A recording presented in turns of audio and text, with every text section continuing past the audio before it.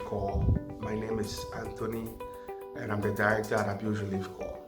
So today we want to come your way with some education about how to report sexual abuse cases and the various processes that you go through, the various stages that your case will go through before it ends up in court, and roughly how long the case might take in court.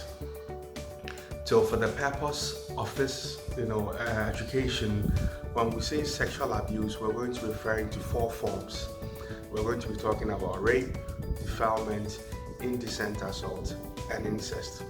And we're not going into the full details of these forms. We're only touching on them so that we can delve more in the process of how to report them and how it's going to go at the police station. So when we say rape in Ghana, it simply means having sex with a girl who is 16 years old or older without her consent. So consent simply means if she does not agree to the sexual intercourse and you go ahead and have sex with her, it's a crime, and that is rape. Now, rape is a second-degree felony, and it means that you can face between 7 to 25 years in prison. So that's it for rape. Now, defilement, on the other hand, is having sex with a child who is below 16 years, and this time around, consent is immaterial. It means that whether or not the child agreed to have sex with you, it is still a crime, because legally, it means that someone below 16 years cannot agree to have sex with you. Now, defilement is also a second-degree felony, and it means you can face between 7 and 25 years in prison. Now, the third one we're referring to today is indecent assault, and it generally means sexually violating a woman's body without her consent. So all actions such as fondling her breast, fondling her buttocks, touching her sexually without her agreeing to constitute indecent assault. And it could also go on to mean if you use your fingers or any other object to insert her private parts. Now, for incest, it's a misdemeanor, and you can face up to 3 years in prison. And the final one is incest. Now, incest is having sex with a relative, and by law, if you're a man and you have sex with your sister, if you have sex with your daughter, or you have sex with your mother, it is incest. In the same way, if you're a woman and you have sex with your son, you have sex with your brother, or you have sex with your father, it is also incest. And for incest, you can face up to 5 years in prison. So these are the forms that we're concentrating on today. Now, we're saying that if anyone experiences any of these forms of sexual abuse, report straight to the police station in the state that you are in. So we mean that if your clothes were torn, if you have bruises, if there's blood, even if there is semen, don't wash down, just go straight to the police station and report. Now, we're saying this because the bruises, the blood, the semen, it's all evidence that is going to help the case. Now, we understand that the Department of the Police that handles such cases is the DOVSU, Domestic Violence and Victim Support Unit. However, just report to the nearest police station, even if it's not a DOVSU office. They're going to receive your complaint and they'll give you an extract to go to the DOVSU. And in that way, the evidence would have been preserved. So when you successfully reported at the DOVSU or even at the nearest police station, they'll give you a police medical report form to take to the hospital for medical examination and endorsement. So this form is a two-page booklet that a medical officer is supposed to examine you and write his or her report to ascertain whether or not any sexual abuse has taken place. So we want to say a couple of things about this form. So this form is not only issued for sexual abuse victims, it can also be issued for physical abuse victims. If anyone is assaulted, you'd also be given that form for examination. Now, back to sexual abuse. If you are sexually abused, you would need a doctor from the obstetrics and gynecology department of the hospital to examine you and endorse the form.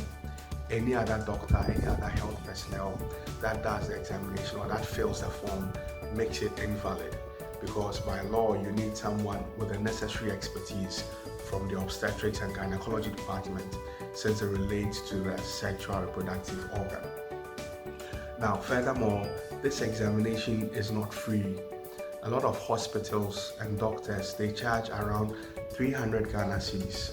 We know some that also charge about 500 or even higher. And even before this examination is done, you're going to have to perform or go to the lab and do some tests. So they'll check for STIs, for syphilis, for gonorrhea. They'll do a pregnancy test. They'll check for HIV. They'll check for hepatitis. So there's also going to be some cost before you come and pay the 300 Ghana cedis. Now we know that 300 Ghana cedis is very high because it's like the average salary of the average Ghanaian. And even currently in 2020, the minimum wage you can pay someone is about 317 cedis a month. So having to spend 300 cedis on a medical report is very high, and which is about $57 US. And unfortunately, that's how our system is. We know there's an argument, there's a debate. People say it's supposed to be free. The doctors say because they come to court, they have to charge that. So that's just the way that it is. Now, after the form has been endorsed and the doctor ascertains that sexual abuse has taken place, you're going to return back to the police station. And at this point, you are going to have to assist the police to go and effect the arrest. So you're going to have to assist the police because we all understand that the police service is under-resourced, particularly the DOSU. And most of the DOSUs that we've worked with, most of them do not have an official police vehicle. So they don't have any official vehicle to go and effect arrest or to go and do investigation. So you, the complainant or the victim or the survivor, you would have to assist by hiring a taxi or any other public transport, paying for it so that the police can go with you to effect the arrest. Now, once the suspect has been arrested, he's going to be kept at the police cell. Your statement as a victim or survivor is going to be taken, and that might conclude it for that particular day. So you're going to have to return to the police the following day for the police to go with you and the suspect to the crime scene for what they call crime scene investigations. Now, there also you're going to have to get another vehicle to visit the crime scene. So the crime scene simply means the location, whether it's the room, the house, the bed, wherever it is that the sexual assault took place. You'd have to go with the police together with the suspect for the police to take notes and make investigations so that they can write on it in their case docket. So after that crime scene investigations has been done, you are going to further have to furnish the police with evidence of your age, particularly if it's going to be a defilement case. So as we said, defilement is for a child below 16 years. So if it's a child, you're going to have to bring whether a birth cert or a weighing card, a passport, or any official document that is going to prove the age of the victim or the survivor. And we know a lot of people would have a challenge with this because some would have lost any of these documents, whether through natural disasters, like their house got flooded or there's a fire, or they moved from one area to another in parking, they lost the document. Unfortunately, after you have lodged the case, there will not be an ideal time to go and make a new birth cert, because in court it will be taken as an afterthought that you're trying to falsify your age and that it is not truly your age. You only want to make the birth cert after the case came. So going to make a new birth cert will be out of the question. Now the available option will be going to do an age assessment test. So you have to go back to the hospital, you'll be directed to the right unit, but some knowledge we have about it is they're going to examine your dental formula and it will give a range of your age. So the report will normally say you're between 13 and 14 years, or 15 and 16, 16 and 17, and that is going to be used as evidence of your age if it's going to be a defilement case. If it's a rape case, the age might not necessarily be important to prove once you say you're above 16 or you're 20 or you're 18. So the age assessment too cost about 200 cedis when we last paid for it. Now that's also about $37 US. So, and that is also different from the medical reports which we have already paid for at a different unit of the hospital. So you see, some costs can come in, with the hospital alone, with the age, and then with the medical examination. Now, you're also going to have to, bring to the police station if there were any witnesses. if there was anyone at the house, if there was anyone that can corroborate your story, or if there's anybody who can give any important evidence to support your case. So you'll be making several trips to the police station. Now, when the case docket has been prepared, the investigator is going to parade you before his or her supervisor or the unit commander at the DOSU. So you, the suspect, the supervisor is going to interrogate you further, ascertain all the facts, and make sure that they have all the necessary evidence for the case to progress. So once they've completed that bit, they are going to forward the case docket to the Judicial Police Department, which is the JUPO. So JUPO is also going to study the docket. If there's any cause for further investigation, he's going to invite the investigator. If they have to recall you or any of the other witnesses to check your story, they'll do that. If there isn't anything like that, JUPO is going to forward it to e-distribution to be assigned to a court, and then your case will be given to a prosecutor, and then you'll be called to come to court on such and such a date. So then your case would have now moved from the police station and would have ended up in court. Now in court too, you're going to make several trips there to go and testify, and the testimony will not be in a day. Your witnesses will come and testify, or it will not be in a day. And normally, even if you start even your evidence on the first day, you'd have to take an adjournment, which is going to be about 2 weeks or a month apart. So it's going to take a while. You have to go and come. Now all the expert witnesses, that is the doctor that did the medical examination, would come, hence the amount that they charge. If there's a need, if you did an age assessment and there's a need to call the professional who also did the age assessment, he or she would also be called to come and testify.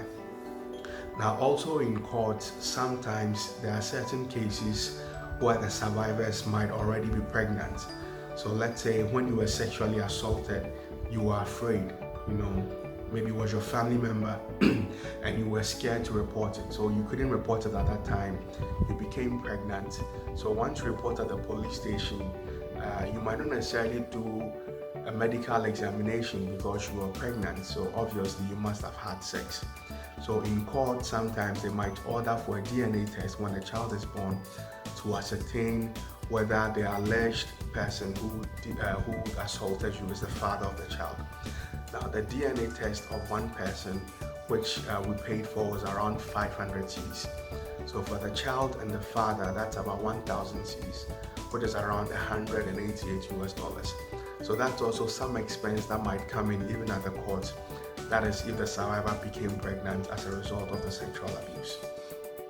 Now also with the police investigators, they would have to bring the suspect. Remember when when the suspect was arrested, he was kept at a police cell. So when the case is called in court, the investigator would have to bring the suspect to court. Now sometimes some of these people might not get bail at the court. Even if they are granted bail, they might not have anybody to stand surety for them to effect the bail.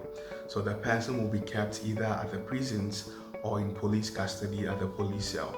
So it means that whenever there's a court hearing, the investigator would have to bring the suspect, the accused person, to court. And that also is going to involve some transport costs. Now, most of the DOSU officers that we work with, they are wonderful people. They understand the challenges of survivors and their families, so they bear their own costs. But you as a survivor or you as the family, you might also feel touched to support some of their transport expenses. So as you can see, some expenses can go into pursuing a rape case right from the police station through to court, and the court processes can take a long time. Now it can take from a day to about a year or a year and a half or even longer. So it takes a day when the accused person pleads guilty in court and says, okay, I did it, and then he will receive the sentence or the punishment. But if he pleads not guilty, then you have to go through a full trial. That's where all the witnesses and everybody would have to go and come. And that can take about a year and a half, or even longer. But that's not to scare you that the case is going to take a long time. Generally, that's how every other case takes. Whether it's a robbery case, whether it's a stealing case, that's just the process. That's how our judicial system is. That's how our court processes are. So this is by no means to scare you. but we just want to let you know what to expect, and also to tell you that that's why Abuse Relief Corps is there as an NGO. So we provide assistance at the police station. We have our casework team and our victim support team that are going to work with you. They'll pay for all the hospital bills, all the hospital expenses. Our casework team is going to take care of all the transportation, bring a vehicle. If we need extra vehicles, we're going to get all that. Through to court, we'll work with the police prosecution. We'll pay for any DNA tests that might be needed. We know that such a situation can be emotionally draining and financially challenging, and that is why we're there as an NGO. So generally, that's how a sexual abuse process is going to go through. There might be a couple of things that we might have missed.